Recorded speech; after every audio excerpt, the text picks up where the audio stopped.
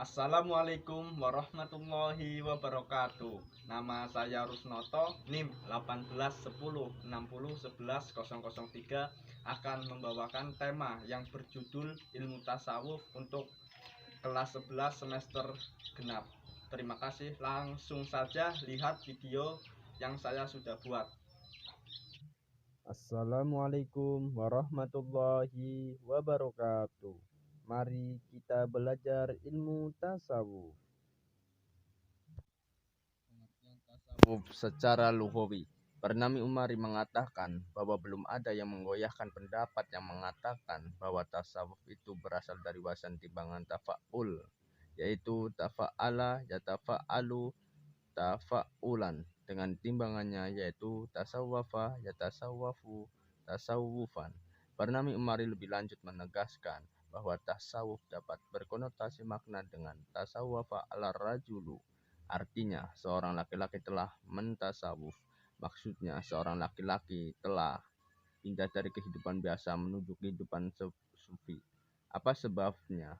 Sebab para sufi bila telah memasuki lingkungan tasawuf, mereka mempunyai simbol-simbol pakaian dari bulu, tentunya bulu bol, melainkan hampir-hampir menyamai goni. B. Pengertian tasawuf berdasarkan istilah. Ilmu tasawuf adalah ilmu yang mempelajari usaha membersihkan diri, berjuang memerangi hawa nafsu, mencari jalan kesucian dengan makrifat menuju keabadian, saling mengingatkan antara manusia, serta berpegang teguh pada janji Allah dan mengikuti syariat Rasulullah dalam mendekatkan diri dan mencapai keridhoannya.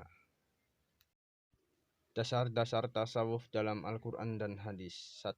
Landasan Al-Quran. Dalam Al-Quran surat Al-Maidah ayat 54 yang artinya, hai orang-orang yang beriman, barang siapa di antara kamu yang murtad dari agamanya, maka kelak Allah akan mendatangkan suatu kaum yang Allah mencintai mereka dan mereka pun mencintainya, yang bersikap lemah lembut terhadap orang yang mukmin, yang bersikap keras terhadap orang-orang kafir, yang berjihad di jalan Allah, dan yang tidak takut kepada celaan orang yang suka mencela. Itulah karunia Allah diberikannya kepada siapa yang dikehendakinya, dan Allah Maha Luas pemberiannya lagi Maha mengetahui. 2. Landasan hadis. Dalam kehidupan Nabi Muhammad SAW terdapat petunjuk yang menggambarkan bahwa beliau adalah sebagai seorang sufi. Nabi Muhammad telah mengasihkan diri ke Gua Hiro menjelang datangnya wahyu.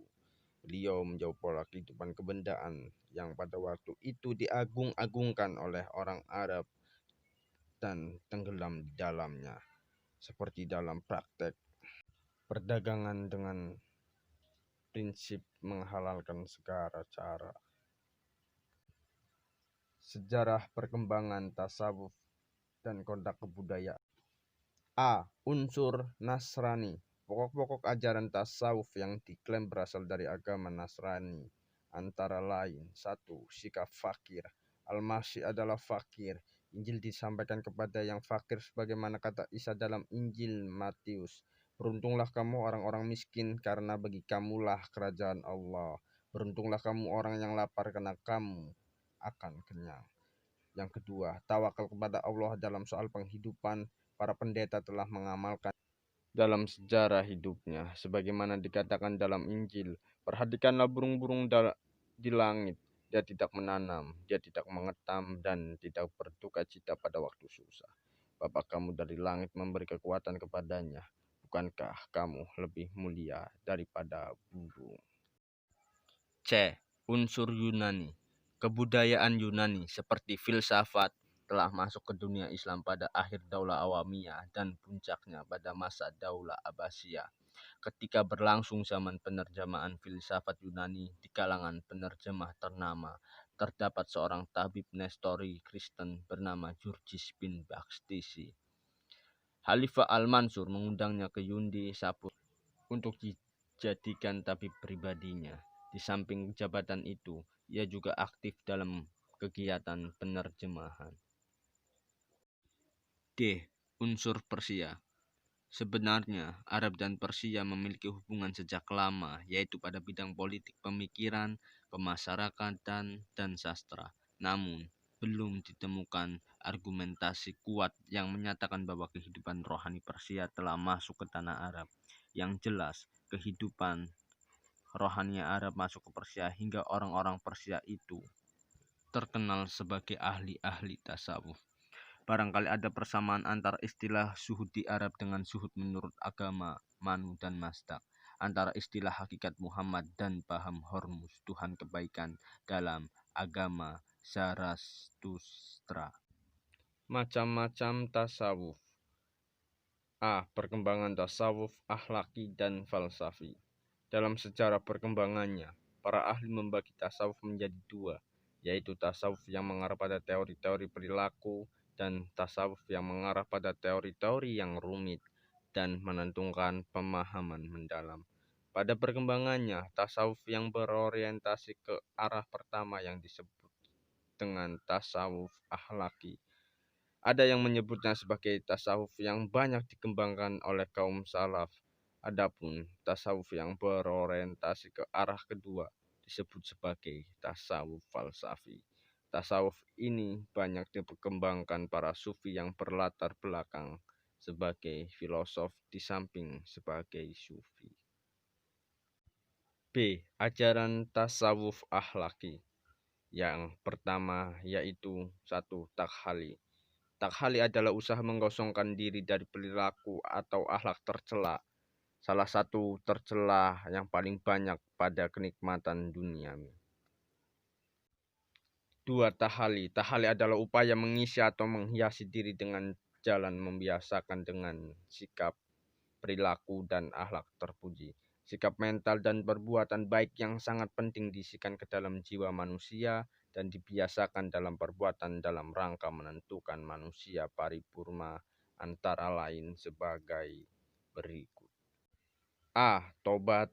B. Cemas dan haraf. C. Suhud. D. Al-Farq. Dan E. As-Sobru.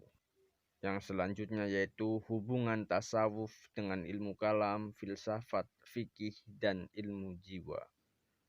Ilmu kalam merupakan disiplin ilmu keislaman yang banyak mengedepankan pembicaraan tentang persoalan-persoalan kalam Tuhan.